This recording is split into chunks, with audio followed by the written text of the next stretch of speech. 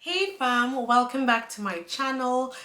Please make sure to subscribe if you haven't already, because content will be coming your way like this year. 2024 is the year of content, and we do need to get to 10k subscribers. So please subscribe, like, share this video, and engage with me in the comments, because I'm looking forward to doing Q&As. I loved doing live streams last year, so I do look forward to doing more of that this year. And yeah, let's engage. So today's video is a bit different, very different. I've actually never spoken about this on my channel. I have never given you a hair update, but given this is a life-changing update, I have decided, you know what, let me do a video on this. If you do like it, please like, and also if you have questions, if this is something you'd like to know more about, please let me know in the comments, and I am happy to walk you through my lock journey. But yeah, there it is. The cat is out of the bag. I am a locked sister now. I installed this when I went to Kenya in December.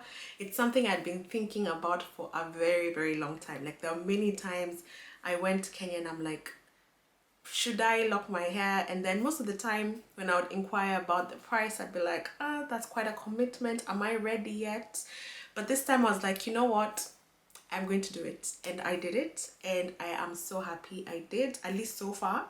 I'm happy to be giving lock updates every so often if you guys are interested in that content. But yeah, I decided to go for sister locks, as you can see, and I am 1 month in. So I still have baby locks. They have not matured, they're not locked yet, so I can still comb out my hair if I really wanted. But who's going to do that after being installed for a whole day? So I will walk you through why I decided to get my locks, how the process was for me, and how I'm finding it so far. And of course, if you do have questions, let me know and I'm happy to address. Maybe I'll do a live stream because it's been a while, and I'm happy to address that. So I decided I want to do locks, and this was because I love, especially being in the UK, I feel like I need to stay in touch with my roots some way, somehow, in a visible way, because I felt so away from home when, like, it's something I felt for a very long time. Like, I feel away from home. I find myself, it's something people in the diaspora maybe will connect with, but you'll find yourself speaking maybe more of your language, or more than you would even if you were back home, or you're either enjoying certain foods, you know, you start missing weird things. And my hair is something that I've been really wanting to use as my way to connect and to connect with my roots. So I have had natural hair for a long time. When I was in uni, I did try, because I had natural hair growing up. My mom made sure we don't relax our hair. When I went to uni, I tried it out, tried relaxing, it didn't work. I started my natural hair journey again, and I was so confident wearing out my fro at work, braiding my hair, you know, all the likes. But locks, just, there's just this element of Africanness that even if a Caucasian person tries to do locks, they just don't look good, because it's our thing. It's a thing that we own, and it's just something that I've wanted to also make part of my journey. Like, wearing locks like this, it's evident I'm proud of my hair. Not that you can't be proud through other ways, but it's just letting your hair be as natural as it can be. It's something I have envied, admired, and I'm now a locked sister. So there are different aspects. I love how they look. They're beautiful. It's just natural hair at its best. Literally no combing, no nothing. It's no trying to make it look like what it's not meant to look like. So anyway, I researched. There's so many types of locks anyway. So even if I decided I want to get locked, which type of lock? So this is something I did a lot of research on, and I'd encourage you to do lots and lots of research on. So I got sister locks, and as you can see, they are super tiny. There's a very clear grid. So I decided to get sister locks mainly because I loved how much they look like your hair. I don't know if that makes sense. The people even from far who don't realize I have locks, they think I've just let my hair have curls or something. So I love that about the locks. I also like how small they are because they allow you to do other styles on them. You can braid easily. And I just love the look of them. Now sister locks do have their pros and cons. So a pro that I've just mentioned is that first of all, they're very easy to manipulate the hair. Like, it's literally like it's your hair. It's so thin, it's so, you can easily combine and do styles on them. However, a con is that it's they're super tiny, so even getting them installed is very pricey.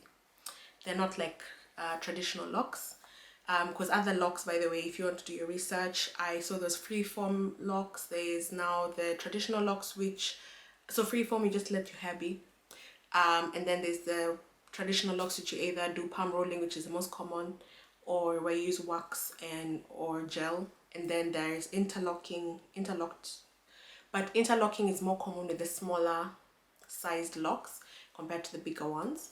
I don't know why. Maybe a locked sister can let me know. Or I locked, it's a style also for men. But then yeah, the small ones, sister locks, whether they use interlocking, though there is a specific technique that they use, but it is essentially interlocking, and they use a specific tool. So that's, sister locks are trademarked way of locking, but it's essentially interlocking the hair with itself. No products used. That's something that surprised me. Literally no products used. This, you touch, you feel it's literally my hair, which I love, because there's some people you touch their locks and it feels so hard. It's probably usually product buildup, and I just love that this feels like my hair. And yeah, I can do a lot of things. But before I get into how my first month has been and the maintenance, all that, let me just go step by step. So yes, I chose sister locks. I knew that it would be more expensive to install, and accepted the cost that comes with it. I knew it would be much longer to get retightnings and all that, because they're tiny. The thing is just that they're small, so they need more effort. And I was happy to go ahead with it. Now, the day I actually decided, or rather the time I decided, because you have to book an appointment, I just went ahead with it. I realized I have been overthinking for so many years and not getting to doing it. So I would encourage you that if it's something that you've really thought about for a long time, you find yourself still you try different styles and you still get back to wanting locks, just go with it. Like, sometimes in life, just do things, try them out. What's the worst that will happen? You shave. What's the worst thing about shaving, by the way? I don't know what's with black people and not wanting to shave their hair. It grows back. Look, I have short hair right now because I shaved my hair last year. And it was part of me trying to explore hairstyles. Like, I had restarted my natural hair journey. I got bored. My hair was long, healthy. There was no issue with the hair, but I got bored. Especially here in the diaspora, where doing your hair is expensive. I got bored. So I cut my hair, and I believe I looked good. I'll put a picture somewhere here. But yeah, I decided, you know what? Clearly my hair grows quickly, so why not try this out? If it doesn't work out, I'll just shave. So I just went ahead with it. I decided to do it in Kenya because Kenya is just a lot more affordable than here in the UK. Like, get locks, especially sister locks, here in the UK. And it will be one person and they'll take forever to do things. Now in Kenya, not that it took a short time, it still took me a whole day, but it was done in a day. The time it takes to do your hair really depends on the length of your hair and how much hair you have on your head, so the density, things like that, because as you can see, they're tiny. For me, I had the benefit that my hair was only 1 year old. I'd cut it, so my hair is not that long. Surprisingly, it was longer than I was expecting, because when it's an afro, you don't really see the length. So when I initially told her I probably have 3 inches, so she gave me a quote based on 3 inches. But she went to stretch it and she realized, no, this is actually 6 to 8 inches. I'm like, oh, okay. So the price doubled. If you do want to know how much it was, let me know. But it wasn't cheap. But it was cheaper than the UK. It took me 1 day. Was it painful? No, it wasn't. For the most part, it wasn't. The bits that were painful were the hairline. And even when I went for my retightening, my first retightening, it was the hairline. I think I'm just tender because I kept my hair open for so long. I wasn't braiding and all that. So I think my hairline was quite tender. But also I think Africans, a disadvantage, they really like just tightening. They don't leave any hair showing. And that's something I'm going to intentionally make sure loctician here in the UK doesn't do, because I am scared for my hairline to recede because of the pressure on it. Good thing is, when they finish the interlocking and all that, you don't feel anything, you don't feel pain after. It is only during when they're trying to insert, because how they do it is, she was using her hand for the strand, and then when she gets to the bottom where she can't put her hand through anymore, she uses the tool, and it gets to a point where the space is so small because the hair is a bit, it's tight, the hair has been locked, and she's trying to put this strand of hair through that tiny bit, and that's the bit where, especially on the hairline, it was quite painful. But honestly, majority of the head, it was fine. I could fall asleep when she was doing my hair. Maintenance. She told me not to use any products and just to spray water, and if I feel like my hair needs moisturizing, additional rose water. She told me not to use any oils, not to wash my hair for the first month, and I did none of that. I was traveling. I went to Tanzania, so there was this natural springs that we could, because we went to Arusha, very volcanic area. There's so many crater lakes and springs and all of that. Who is not going to swim, please? I swam. Because I started feeling itchy at some point, I put scalp oil, and I have genuinely been putting scalp oil, but I did see that guidance online where they were saying, if you must use any oil, use it only on the scalp. Do not try to, you know how when you have natural open hair, you will do that and you'll want to spread the oil to the strands of your hair, even if you put it on the scalp, not with threads. So I have used some oils, but guys, take advice with a pinch of salt. It's your hair at the end of the day. You know what your hair needs. However, what I definitely have not done is apply oil on, or conditioner or anything like that on the actual locks, and as you can see, they're still intact. So yeah, I swam. The heat that was in Kenya, I had to wash my hair. I did not shampoo, I just rinsed. Now, what I saw online that I did most of the time, but there are times I didn't know that I needed to do, is that you should bundle your hair before you wet it. Now, with interlocked locks, good thing is you can actually wet your hair compared to the ones where they've used wax, and those ones unravel much easily. Now, with these ones, they don't unravel as quickly, but you still need to be careful. So you need to put it in either 2-strand twists, or like for me, I'm able to part it into 4 matutas, 3-strand twists, and you can put even a rubber band at the end. To me, I wasn't putting a rubber band, but I was just making sure, or you can even do 2 cornrows. The point is, you're just letting water flow through and not necessarily the hair being free enough to unravel, because the water makes your hair soft and it can unravel. Now, I did that 80% of the time. Other times when I was there enjoying swimming and all that, I didn't do that. Now the hair, 80% of my hair was fine. The ones that started unraveling and had to be fixed during retightening were the ones around the hairline. And that's also because my hair is very short, if you can see. My hair is very short on the hairline, and that's because of how I had shaved my hair before. The style I had before I installed the locks. So I had a fade.